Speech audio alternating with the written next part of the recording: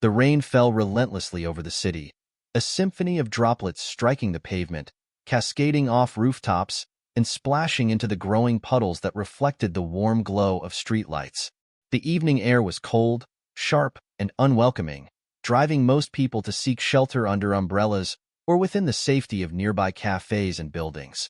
But amidst the bustling chaos of the rain-slick streets stood a lone figure, a young girl, no older than 10, clutching a small box of handmade toys.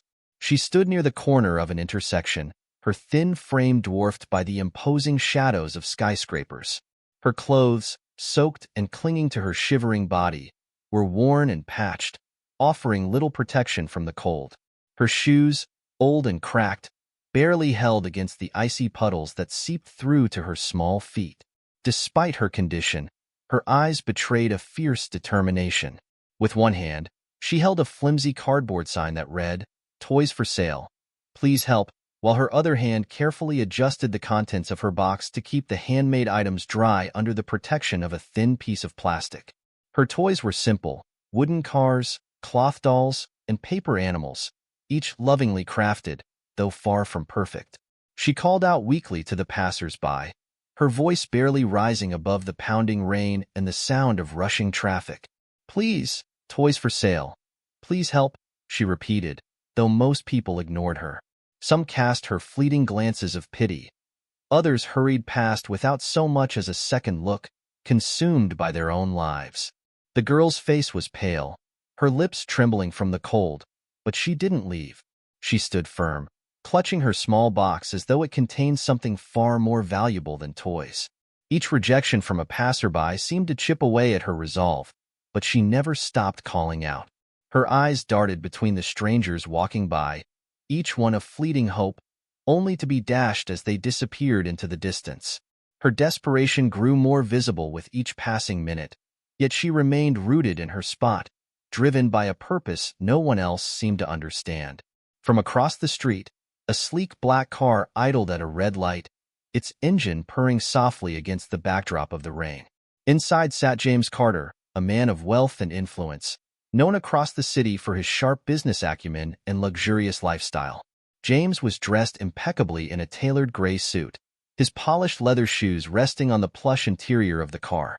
He leaned back, scrolling through emails on his phone, his mind preoccupied with the deals and negotiations that had consumed his day. But something caught his attention. Out of the corner of his eye, he noticed the girl standing in the rain. For a moment, James dismissed her as just another street vendor, a common sight in the city.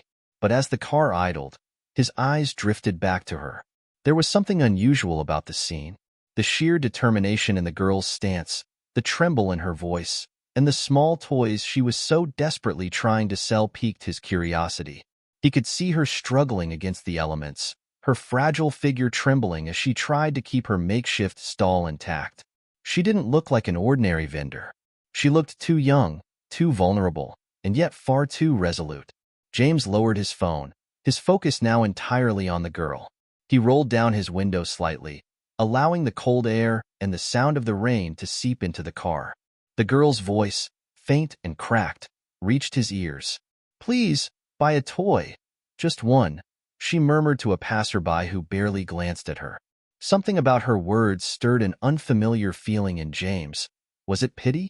Or perhaps a faint echo of a memory from his own childhood, long buried beneath years of success and privilege? The light turned green, and the driver glanced back at James, awaiting instructions. "Keep the car here for a moment," James said abruptly, his voice cutting through the hum of the rain. He opened the door and stepped out, his expensive leather shoes splashing into a puddle as he adjusted his coat against the cold. The rain immediately soaked his hair and shoulders, but James paid no mind. His attention was fixed solely on the girl, who now stared at him with wide, startled eyes. James approached slowly, not wanting to frighten her. Up close, he could see the exhaustion etched into her young face, the smudges of dirt on her cheeks, and the way her hands shook as she clutched her box of toys. She looked up at him, her gaze wary yet hopeful, as though she couldn't quite decide whether he was there to help or to shoo her away. "Why are you out here in the rain? Selling toys?" James asked gently, crouching slightly to meet her eye level. His voice was calm, curious, and strangely kind, a stark contrast to his usual sharp tone in boardrooms. The girl hesitated, her lips parting as if to speak, but no words came. She clutched her box tighter, as though protecting its fragile contents from the judgment of this stranger. James waited patiently, his presence steady and unthreatening. Finally, the girl's voice broke through the sound of the rain, soft and trembling but filled with something deeper, a sense of urgency that even James couldn't ignore. "I have to," she whispered, her words carrying the weight of a story untold. "It's for my brother. He's sick and I need to buy his medicine." James blinked, momentarily stunned by the simplicity and gravity of her statement. He stood there, the rain falling around them, his mind racing with thoughts he hadn't entertained in years. Something about her words, her courage, and her quiet desperation struck a chord he didn't know he still possessed. And in that moment, James Carter, the untouchable millionaire, knew his life was about to change. The girl's voice trembled as she hesitantly opened up to James, explaining the weight of the life she carried on her small shoulders. Her name was Lila, and she was only 10 years old, yet she had taken on responsibilities far beyond her years. With her father gone and her mother having abandoned her and her younger brother, her world had become a daily fight for survival. Lila crafted her toys from discarded materials, old cloth, broken wood, scraps of paper, and braved the harsh city streets to sell them. Every coin she earned went toward medicine for her 6-year-old brother, Ravi, who lay bedridden with a high fever that never seemed to break. She explained this with a mix of pride and desperation, as though clinging to the idea that her efforts might still save him. As she spoke, James noticed the rawness in her voice, the exhaustion in her gaze. It wasn't just her words that moved him. It was the defiant determination in her every action, the refusal to give up despite the odds stacked against her. Still, his logical side wavered. Was she telling the truth, or was this a clever way to extract pity and money? James decided to find out for himself and asked if he could walk with her, though she hesitated before nodding reluctantly. Together, they moved through the rain-slicked streets, Lila clutching her box of toys as James walked silently beside her, observing her every move. Along the way, they encountered the cruel realities of her life. She stopped by a nearby pharmacy, where she carefully counted the coins she had collected that day, only to find that they fell short of what was needed for even a single dose of her brother's medication. The pharmacist, irritated by her persistence, dismissed her brusquely, calling her efforts futile. Lila held back tears as she gathered her coins and turned away, her shoulders slumped but her resolve intact. "I'll try again tomorrow," she whispered to herself, more to convince her own weary heart than anyone else. James silently followed, his doubts melting away with every rejection she faced. He was witnessing her reality. No child would willingly endure such humiliation unless they had no other choice. As they walked further, Lila stopped again, this time at a vendor selling bread. She handed over a few coins for a single piece of stale bread, which she tucked carefully into her bag. "It's for Ravi," she said quietly when James asked why she hadn't bought something for herself. The way she spoke of her brother, so protective and tender, struck a chord in James, and memories of his own younger sister from his childhood flooded back. He had been a boy once, not much older than Lila, fighting to keep his small family afloat after their parents' neglect left them to fend for themselves. The thought weighed heavily on him, his own past intertwining with Lila's present in a way he hadn't expected. As they continued walking, they encountered a police officer patrolling the area. Spotting Lila's tattered clothes and worn shoes, the officer sternly warned her to leave the street corner she often used to sell her toys, threatening to confiscate her box if she didn't comply. Lila, visibly shaken, nodded and clutched her box tighter, apologizing in a small voice before hurrying away. James stepped in at that moment, using his authoritative demeanor to shield her from further intimidation. "She's with me," he said firmly, his commanding tone leaving no room for argument. The officer backed off, but the encounter left Lila visibly shaken. "This happens a lot," she admitted softly, her voice barely audible over the rain. "They don't like people like me staying in one place too long." James pressed her gently, asking if she would show him where she lived. Lila hesitated, torn between distrust and the faint hope that his presence might truly mean help. Finally, she nodded, and the two continued walking through the narrow alleys and backstreets of the city until they reached a dilapidated building on the outskirts of town. The structure was barely standing, its walls cracked and its roof leaking in several places. Inside, the air was damp and musty, the faint smell of mildew clinging to everything. Lila led James to a small corner where her brother lay on a thin mattress, his frail body covered in a patchwork of blankets. Ravi's face was pale, his breathing shallow, and a persistent cough shook his small frame. He opened his eyes weakly as Lila knelt beside him, offering him the piece of bread she had bought earlier. "I brought this for you," she said, her voice gentle and filled with a tenderness that belied her young age. Ravi tried to smile but was too weak to sit up. James stood frozen, taking in the scene before him. The room was bare save for a few scattered items: a small stack of Lila's toys, a makeshift stove, and a single chair with one leg broken. This wasn't a scam, James realized. This was raw, unfiltered reality. The sight of Ravi, so vulnerable, so close to slipping away, brought back memories James had long buried. He remembered the cold nights he had spent as a boy, huddled with his sister in a shelter not much better than this one, and the stranger who had once extended a hand to help them when no one else would. That stranger's kindness had set him on the path to where he was today, a path he now realized he had taken for granted. As Lila sat by Ravi's side, gently wiping his forehead with a damp cloth, she finally allowed herself to cry. Tears streamed down her face as she whispered, "I don't know what else to do. I try so hard, but it's never enough."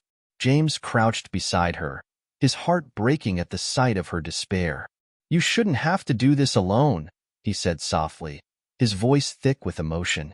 Lila looked at him with cautious hope, her trust fragile but growing. "Everyone says they'll help," she murmured, "but they never come back." James felt a pang of guilt. How many times had he ignored people like her, walking past without a second glance? He reached out, placing a reassuring hand on her shoulder. "I'm not going anywhere," he promised. "I'll help you and Ravi. I mean it."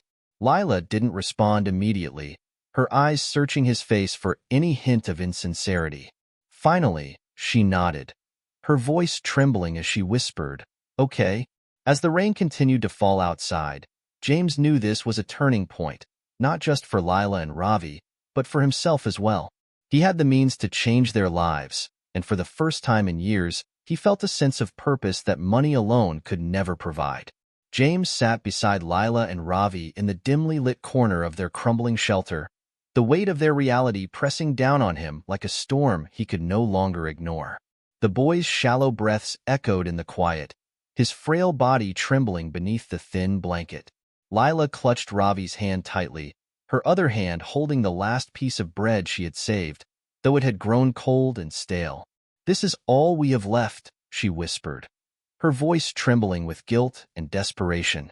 "I wanted to do more, but I just couldn't sell enough."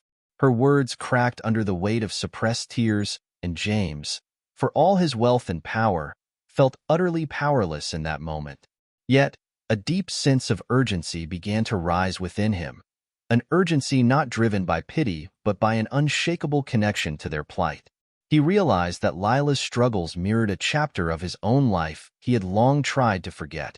Memories of cold nights, empty bellies, and hopeless prayers flooded back to him, memories of a younger James who had once relied on the kindness of a stranger to survive. That stranger's compassion had changed his life, giving him a second chance that he had never dared to hope for.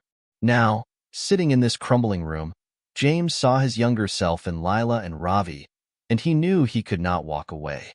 Determined to act, James gently placed a hand on Lila's shoulder, his voice steady and calm.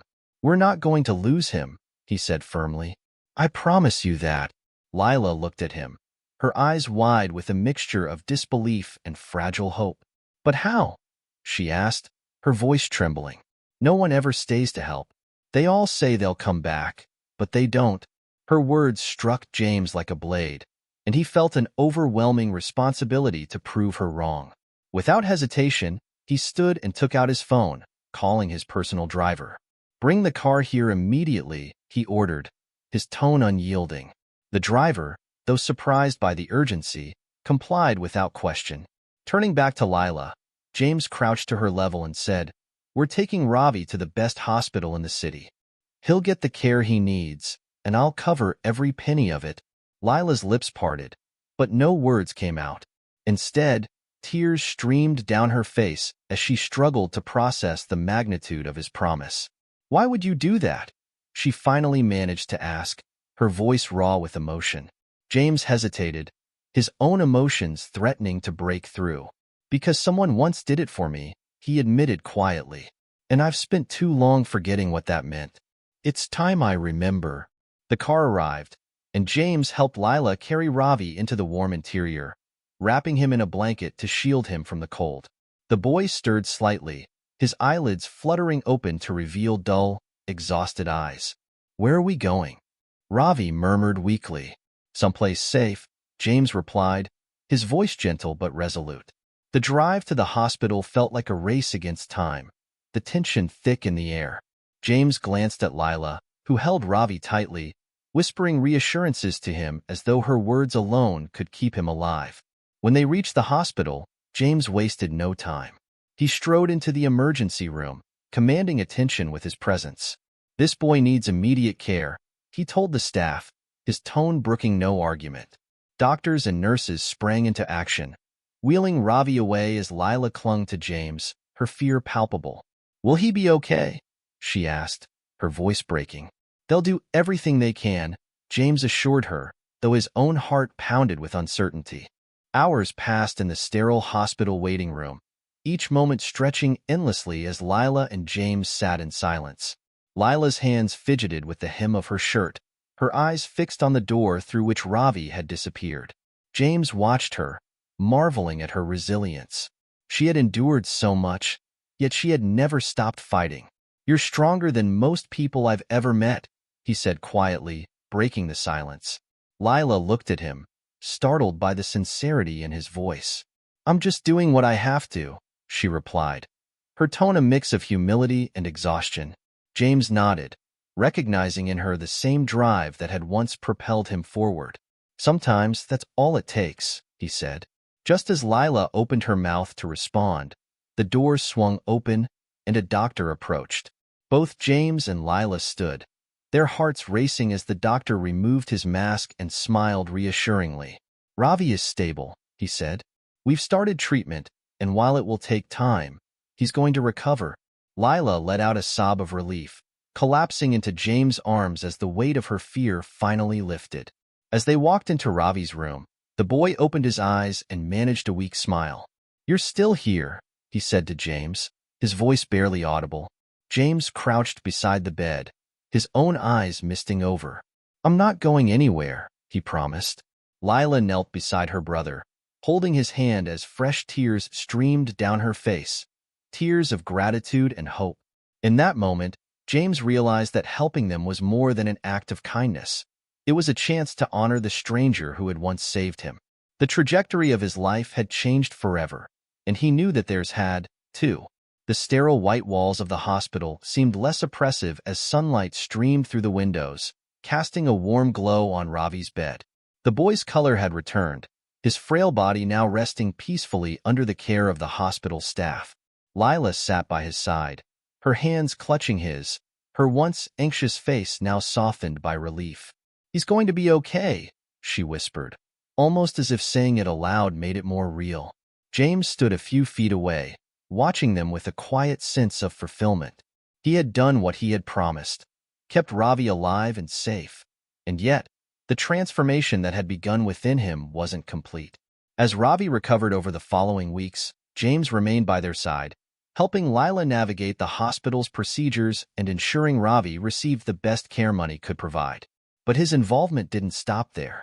He saw in Lila a spark of resilience that reminded him of himself, and for the first time in years, James felt compelled to do something meaningful. When Ravi was finally discharged, James surprised them by offering not just financial support, but a chance at a new life. He arranged for Lila and Ravi to move into a modest yet comfortable apartment in a safe neighborhood, complete with new furniture and a fully stocked fridge. The moment they stepped inside, Lila's eyes welled with tears. This is ours," she asked, her voice trembling. James nodded, his lips curving into a rare, genuine smile. "Yes," he said simply. "It's a fresh start for both of you."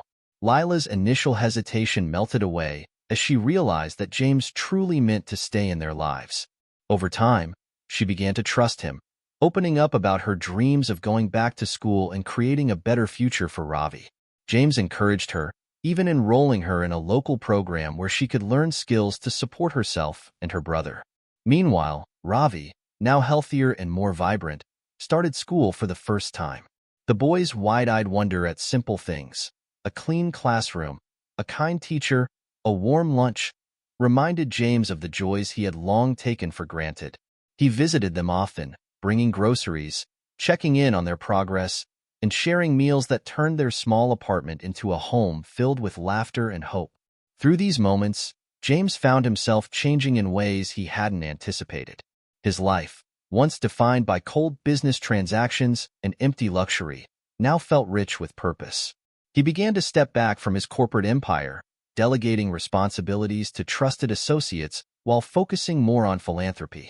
Inspired by Lila and Ravi's story, James established a foundation to help other struggling families, ensuring that no child would have to endure what they had. Lila, too, grew in confidence and determination. She excelled in her program, eventually securing a job that allowed her to contribute to their newfound stability. For the first time in years, she felt pride not just in surviving but in thriving. The transformation wasn't just about material changes, it was about the bonds that had formed between them. One evening, as they sat around the dinner table in their small apartment, James watched as Lila and Ravi shared stories about their day. The sound of their laughter filled the room, and James felt a warmth he hadn't known in years. "You've given us so much," Lila said, her voice soft yet filled with gratitude. "I don't know how we can ever repay you." James shook his head, his expression thoughtful. "You've already repaid me," he said. "Helping you reminded me of what truly matters in life. I've spent so long chasing things that don't bring real happiness. You both gave me a reason to change, and for that, I'll always be grateful." The sincerity in his words left Lila speechless, and for a moment, the three of them simply sat together, basking in the quiet joy of their shared connection. As the months turned into a year, Lila and Ravi flourished, their once precarious lives now filled with stability and hope. Ravi's health continued to improve, and he excelled in school, his dream of becoming a teacher no longer a distant fantasy but a tangible goal. Lila grew into a strong, independent young woman, her confidence evident in the way she carried herself. James, too, found a renewed sense of purpose, dedicating himself to helping others and maintaining the bond he had built with them. On Ravi's birthday, they gathered in their apartment, celebrating not just another year of life but the journey that had brought them together. As James looked around the room, he realized that he had gained something far greater than he had ever expected, a sense of belonging, a family he hadn't known he needed, and a life filled with meaning. In that moment, he understood that his success wasn't measured by his wealth, but by the lives he had touched. The struggles that had once defined Lila and Ravi were now memories, replaced by a future filled with promise, and James knew that their story was just the beginning of something far greater. As James reflected on the journey he had shared with Lila and Ravi, one truth became undeniably clear. Life's greatest wealth lies not in material possessions, but in the connections we build and the kindness we extend to others. Lila's unwavering determination, despite her struggles, showed that resilience and hope could light even the darkest paths. Ravi's quiet courage reminded James that even in vulnerability, there is strength. Through their story, James rediscovered the humanity he had long buried beneath the pursuit of success, realizing that the true measure of a life well lived is the impact we have on others. Their bond proved that kindness is not just an act but a ripple. One small gesture can transform lives in ways we might never foresee. For those watching, the message was simple yet profound. No act of compassion is ever wasted. Whether it's buying a toy from a child in the rain or offering a helping hand to someone in need, even the smallest actions can create waves of change. The story of Lila, Ravi, and James stands as a testament to the enduring power of hope, love, and community. It reminds us that when we choose to see the humanity in others, we not only uplift them but also transform our own lives in the process. Thank you for joining us on this heartfelt journey of resilience, hope, and transformation. This story reminds us all of the power of small acts of kindness and the profound impact they can have on someone's life.